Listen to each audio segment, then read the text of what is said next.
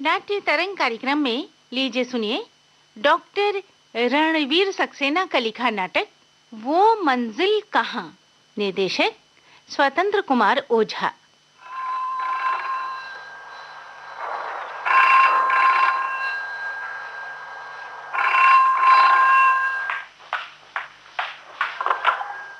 Hello, Rita speaking.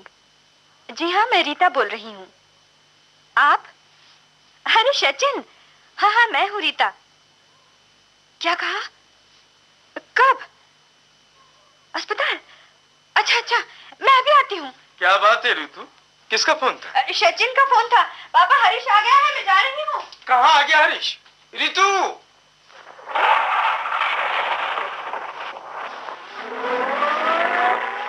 प्रिय महोदय, आपके प्रार्थना पत्र के संदर्भ में निवेदन है कि हमारे यहाँ भी कोई स्थान रिक्त नहीं है। आप क्या फरमाते हैं? Yes, sir. I regret to say that the post of the public relation officer advertised by us has since been filled up. However, some posts of lower division clerks are still lying vacant. Lower division clerk? और आपके सिंहासन पर बैठाने वाले हैं जनाब चंद्रा साहिब। हमारे मदरसे में अंग्रेजी के मुदर्रिस की जगह खाली है, लेकिन हमें अफसोस है कि हमारी माली हालत इस वक्त नाजुक है, इसलिए हम आपको फिलहाल 100 रुपया महीना से ज्यादा तनख्वाह नहीं दे सकेंगे। हिंदुस्तान की मशहूर यूनिवर्सिटी के एमए पीएचडी को 100 रुपया महीना की मास्टरी।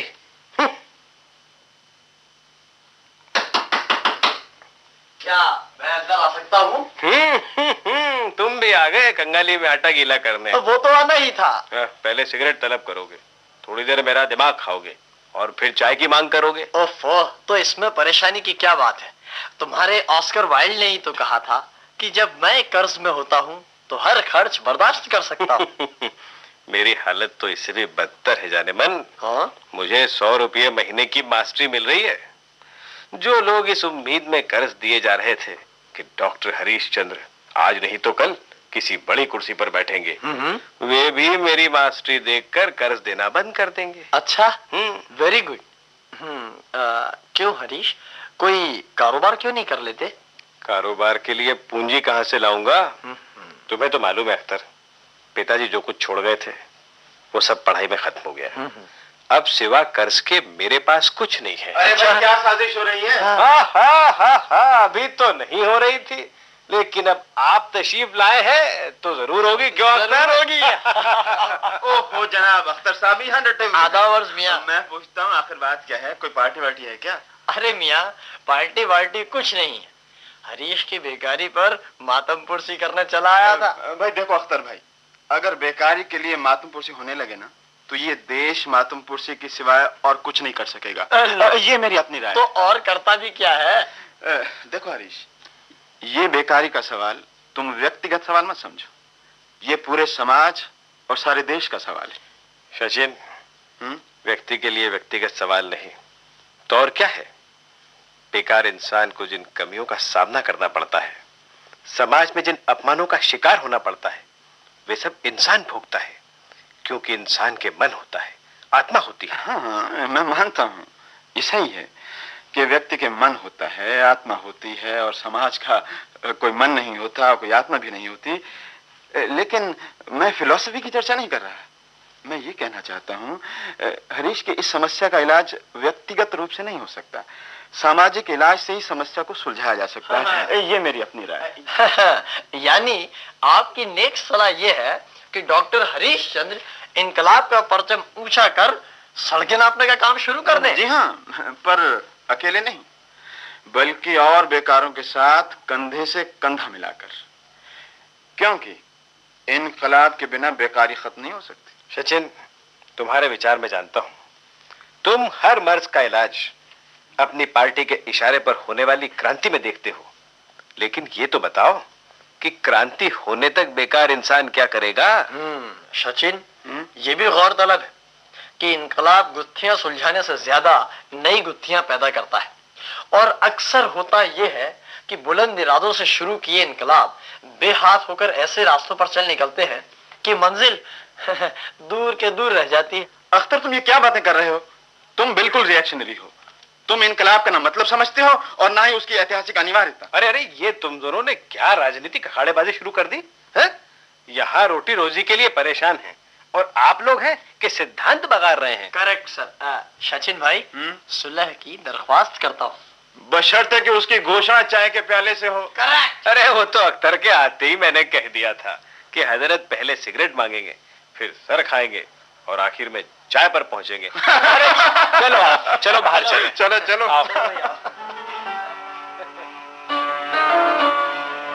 रितु, क्या मंगवाए? बस कॉफी। बेरा। जी सर। 2 cold coffee. बहुत सर। तुम्हारी अर्जियों के कोई जवाब आए? आए। जितनी अच्छी जगह थी सब भर चुकी है। बची है क्लर्की और मास्टरी की जगह, वे खाली है। तनख्वाह भी काफी शानदार है, 100 रुपया महीना। अच्छी नौकरियां भी आखिर किसी न किसी को तो मिलती ही हैं। जरूर मिलती है। फिर मैं पूछती हूँ कि तुम्हें क्यों नहीं मिलती?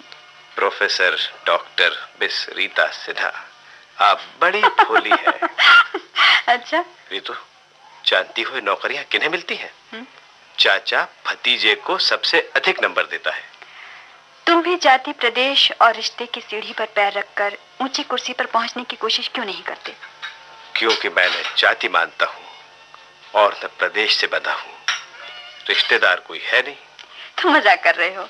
मजाक मैं नहीं, मेरी तकदीर कर रही है। क्योंकि मैं न जाति से बंधा हूँ और न प्रदेश से, इसलिए सिर्फ हिंदुस्तानी हूँ। हरीश, बेकारी तुम में कड़वाहट पैदा कर रही है। ये मत भूलो कि हर रात के बाद सुबह होती है। मेरी सुबह तुम्हारे एक शब्द के इंतजार में रुकी हुई है रीता। फिर वही बात। रीतू, शादी के लिए हाँ क्यों नहीं कर देती? मेरा सारा खालीपन दूर हो जाएगा, जिंदगी जीने के लायक बन जाएगी।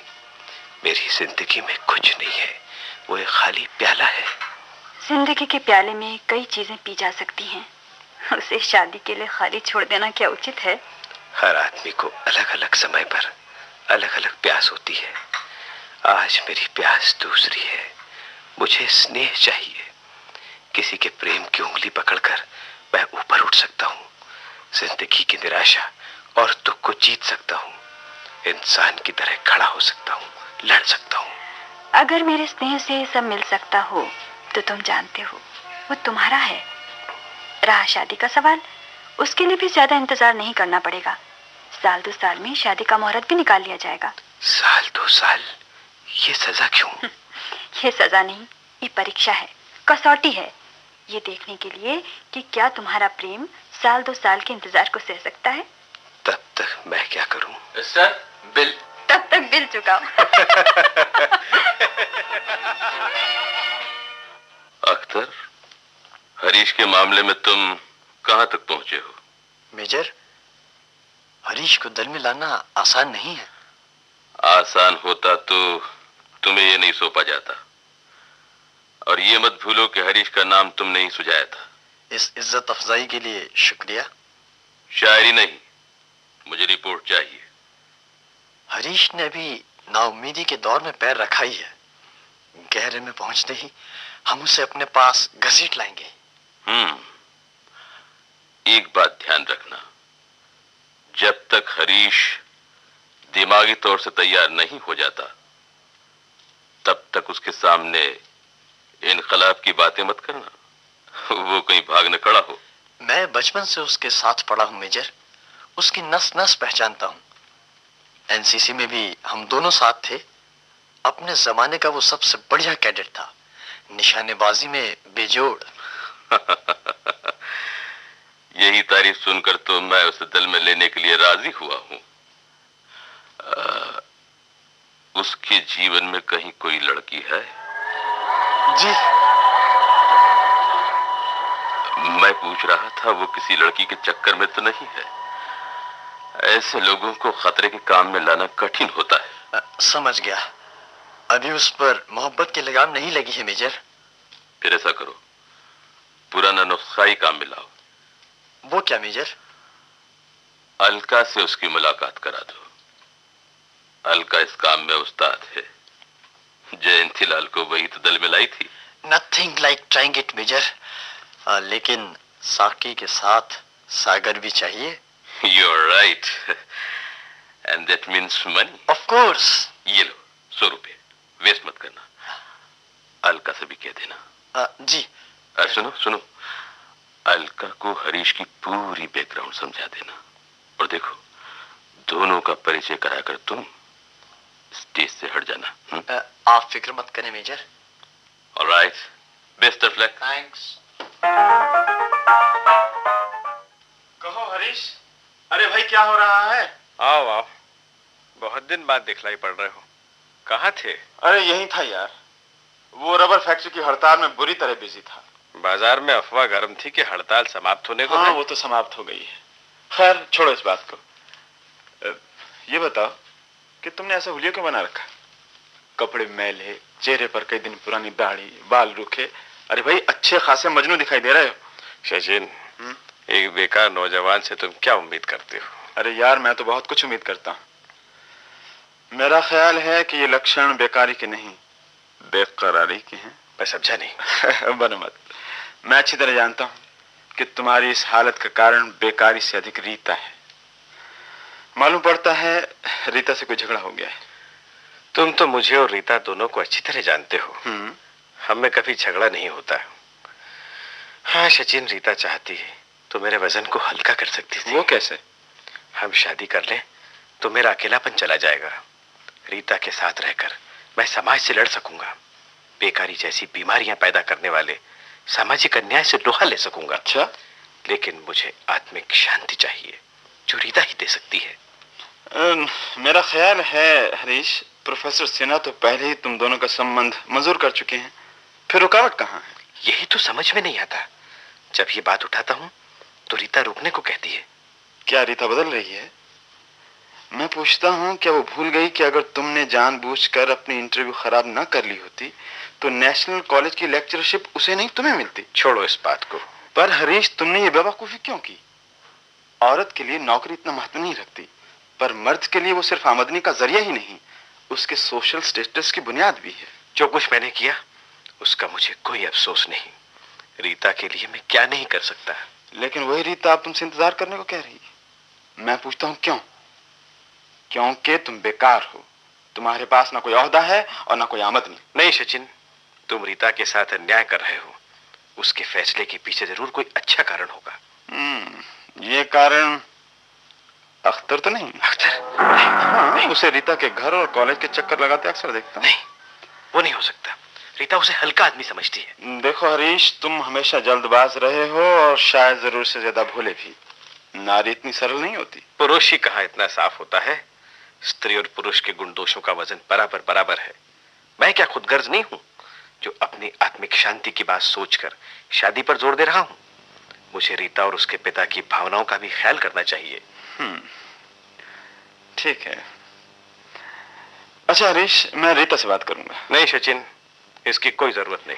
देखो भाई, ये मत भूलो कि रीता मेरी भी फ्रेंड है। उससे बात करने का मुझे भी अधिकार है। खैर चलो, तैयार हो जाओ। अरे भाई चलो ना, कॉफी हाउस तक चलेंगे। ऐसा चलो। चलो।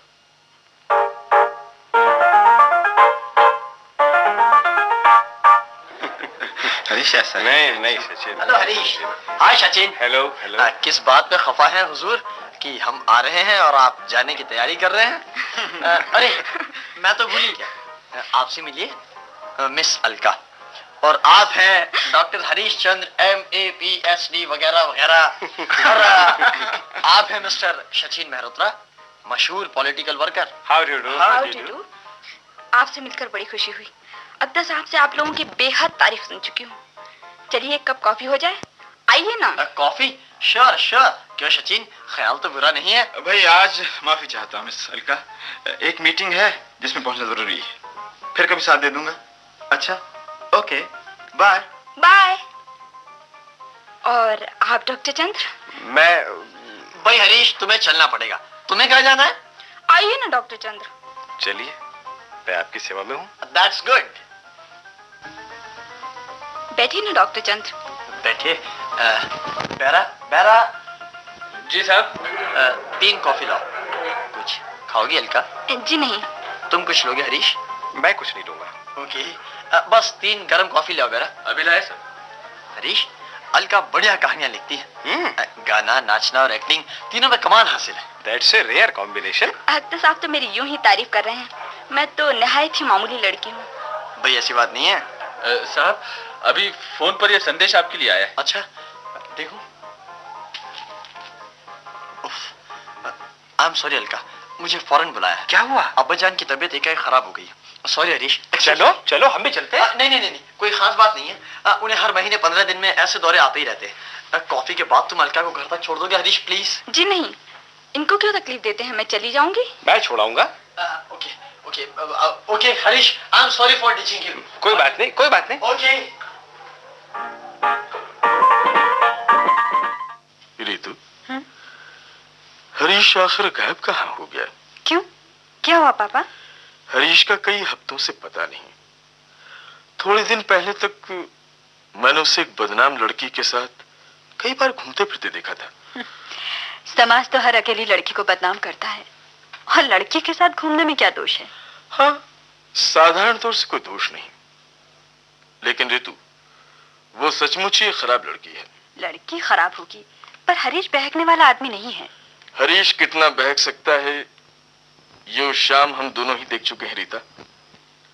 आम सड़क पर एक लड़की की कमर में हाथ डाले नशे में लड़खड़ाते देखकर हरीश के चाल चलन पर शक करने की काफी गुंजाइश है। पापा, आपने पहचानने में भूल की है, वो हरीश नहीं होगा। मैंने तब भी कहा था और अब भी कहता हूं, मेरी आंखों ने मुझे धोखा नहीं दिया, वो हरीश ही था। इतना ही नहीं, उसने भी हमें देख लिया था। तब से हरीश को किसी ने नहीं देखा, और मैं उस लड़की को भी जानता हूं। उसका नाम है अलका। वो एक्टिंग करती है, नाचती है, गाती है। पापा, आपको आज क्या हो गया है? अभिनय, नृत्य और गायन को आप कब से खराब मानने लगे? जब से अलका जैसी बच्चन लड़कियों को इन कलाओं की आड़ से शिकार करते हुए देखा है। रीता, मेरा विरोध एक्टिंग और नाचने से नहीं है, विरोध है अलका से। वो बच्चलन है। अभी उस दिन डीएसपी मित्रा बतला रहे थे कि पुलिस की उस पर कड़ी नजर है। स्मगलिंग से लेकर चोरियों तक में उसका नाम है। कुछ दिनों से वो एक नए गिरोह के साथ देखी जा रही है। मैं पूछता हूं, हरीश का उसके साथ क्या काम? अरे ये क्या, तू रोने लगी? पगली कहीं की। मैं रोका रही हूँ। शायद इन सब के लिए जिम्मेदार मैं हूं। अगर मैं रुकने को नहीं कहता तो शायद हरीश भटकता नहीं। पापा, मैं आपको दोष नहीं देती। दोष मेरा है। मैंने सोचा था कि हरीश अगर बेकारी की हालत में शादी करेगा तो उसे पैसों के लिए तुम पर निर्भर करना पड़ेगा। समाज तुम दोनों को पति पत्नी के रूप में देखकर हरीश की बेकारी पर उंगली उठाएगा। हरीश में हीन भावना पैदा हो जाएगी। अगर आज तेरी मां जिंदा होती तो शायद ये भूल न होने देती। शादी हो जाने से शायद हरीश भी रास्ते से नहीं भटकता। पापा, हरीश के आदर्श काफी मजबूत हैं। आज अगर भटक भी जाएगा तो उसे ठीक रास्ते पर आने में अधिक समय नहीं लगेगा। अपनी मंजिल वो जानता है। आप जानते हैं, जिस जगह पर मैं काम कर रही हूँ वो हरीश की होती। उसने जानबूझकर इंटरव्यू में गलत सलत जवाब देकर अपना रास्ता बंद करके मेरे लिए जगह की। इंटरव्यू के बाद प्रिंसिपल दीक्षित ने उसे बहुत डांटा था। हरीश उनका प्रिय छात्र था। दीक्षित ने मुझसे भी कहा था, हेतु शायद हर नौजवान में शहीद कहलवाने की तमन्ना रहती है। पापा, आप हरीश के साथ अन्याय कर रहे हैं। हाँ, शायद इसीलिए, क्योंकि वो मेरी प्यारी बेटी के साथ अन्याय कर रहा है। न जाने वो इस वक्त कहाँ है और किन हालात में है। अगाध कुंडों के गिरोह से बच सकता है। कुछ समझ नहीं आता, कुछ समझ नहीं आता।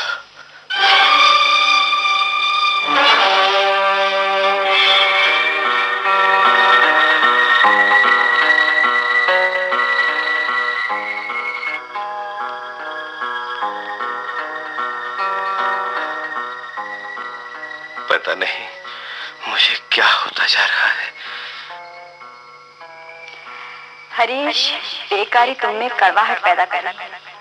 ये मत भूलो कि हर रात के बाद सुबह होती है। ये भी गौरतलब है कि इनकलाब गुत्थियां सुलझाने से ज्यादा नई गुत्थियां पैदा करता है। और अक्सर होता यह है कि बुलंद इरादों से शुरू किए इनकलाब बेहाथ होकर ऐसे रास्तों पर चल निकलते हैं कि मंजिल दूर की दूर रह जाती है। देखो, तुम हमेशा रिएक्शनरी रहे। मेरी जिंदगी में कुछ कोई खाली प्याला है। लगता है जैसे अपने तमाम आदर्शों को भुलाकर मैं एक अनजान रास्ते की तरफ बढ़ता चला जा रहा हूँ। मैं नहीं जानता मैं ऐसा क्यों कर रहा हूँ। क्या इसी दिन के लिए मैंने इतनी ऊंची डिग्रियां हासिल की थी? मैं जानता हूँ मैं समाज का एक हिस्सा हूँ और समाज के प्रति मेरा भी अपना कोई दायित्व है। लेकिन अब मैं किस हद तक इसे निभा सकूंगा नहीं कह सकता, नहीं कह सकता, नहीं कह सकता।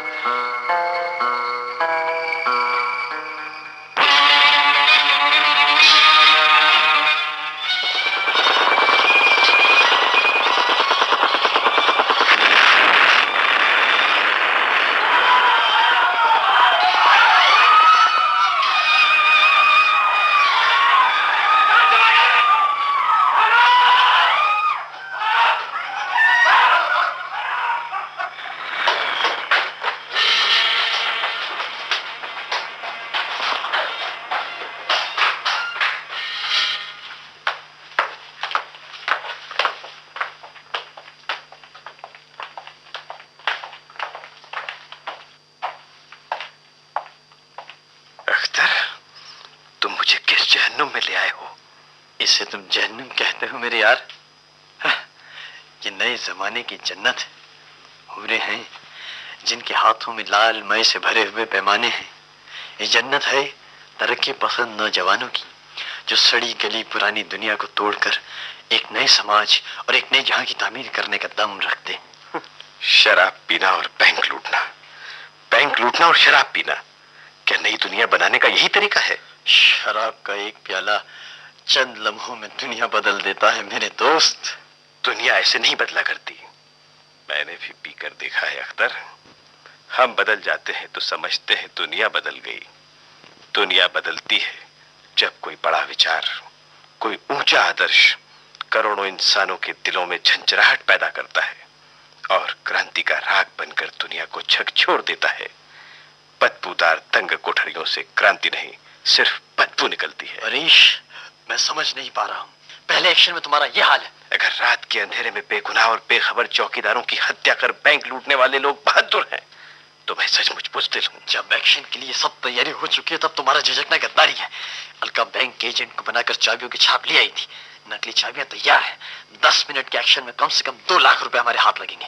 अलका तो कह रही थी कि तुम तैयार हो। अलका की बात मत करो, मुझे उसके नाम से चिढ़ है। औरत नहीं, वो नागिन है। तुम उसे नागिन कहते हो? तुम जो अपने गले में नगीने की तरह उसे लटकाए घूमते थे। हरीश, तुम पाखंडी हो। Shut up! जुबान संभालो हरीश, पुरानी दोस्ती का लिहाज ज्यादा देर नहीं टिकेगा। अगर तुमने जहर उगलना बंद नहीं किया तो मैं तुम्हें शूट कर दूंगा। शराफत की नकाब उतर जाने के बाद अब तुम्हारा असली चेहरा उभर आया है। हरीश, ये सब क्या है? हरीश गद्दार है मेजर। क्यों हरीश, क्या बात है? मेजर, मुझे इस एक्शन में विश्वास नहीं है। मैं इसे गलत समझता हूँ। तुम्हें यह समझने में इतना समय लग गया? तुम्हारी ट्रेनिंग और खाने पीने पर हम हजारों रुपए खर्च कर चुके हैं। हम जो कुछ कर रहे हैं समाज के भले के लिए। समाज के भले बुरे का निश्चय करने के पहले समाज की राय भी ले ली जानी चाहिए। ये बकता है मेजर। हम जानते हैं कि जनता की भलाई किस बात में है। आपके कई एक्शन और उसके बाद पैसे के दुरुपयोग को देखकर मैं इस नतीजे पर पहुंचा हूं कि आपका कोई सामाजिक उद्देश्य नहीं है। आप समाज से भागने वाले लोग हैं जिन्होंने बंदूक का रास्ता अपनाया है ताकत का नशा करने के लिए। अपनी स्वार्थी हिंसात्मक भावनाओं को खुलकर खेलने का मौका देने के लिए, औरत और शराब के लिए। हरीश, आप लोग सफेद पोश डाकू हैं आप लोग। हम लोग सफेद पोश डाकू हैं? अख्तर, तुम इस आदमी को हमारा दल मजबूत करने के लिए लाए थे या इसे रास्ते से हटाकर इसकी प्रेमिका को अपना बनाने के लिए? ये आप क्या कह रहे हैं मेजर? काफी दिनों से मेरे पास ऐसी रिपोर्ट आ रही है कि तुम मिस रीता सिन्हा को अपना बनाना चाहते थे। मेजर, इसीलिए तुमने हरीश के बारे में हमें गलत जानकारी देकर दल में भरने की साजिश की। मेजर, शायद तुम्हारा प्लान हरीश को एक्शन में किसी बहाने गोली मारकर खत्म कर देने का था। अख्तर, तुम जलील हो, मुझे तुमसे ये उम्मीद न थी। हाँ, मैं जलील हूँ, लेकिन तुम मेरे चंगुल से बचकर नहीं जा सकते। मैं तुझे जान से मार डालूंगा। मैं तुझे जान से मार डालूंगा। क्या कर रहे हो? ये ले।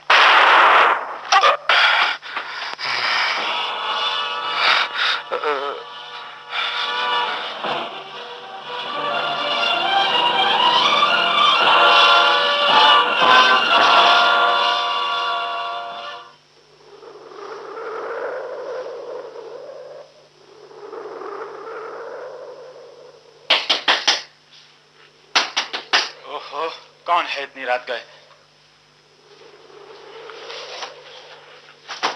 अरे हरीश, तुम?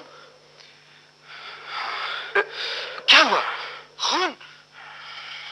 अरे तुम तो घायल हो, तुम्हें अस्पताल ले चलता हूं। चल।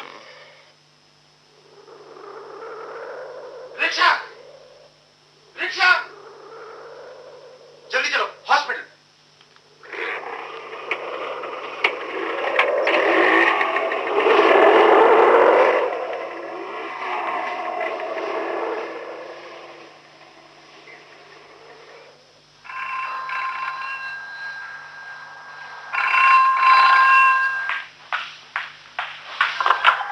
Hello, Rita speaking. हेलो, कौन? रीता? जी हाँ, मैं रीता बोल रही हूँ। देखो रीता, मैं सचिन बोल रहा हूँ। अरे सचिन, हाँ मैं हूँ रीता। हरीश को घायल हालत में बड़े अस्पताल ले आया। हाँ, पैर में गोली लगी। हाँ, ऑपरेशन हो रहा है। वैसे घबराने की कोई बात नहीं, आ सको तो जल्दी चली आओ। अच्छा, मैं अभी आती हूँ। क्या बात है ऋतु? किसका फोन था? सचिन का फोन था। पापा, हरीश आ गया है, मैं जा रही हूँ। कहाँ आ गया हरीश? ऋतु!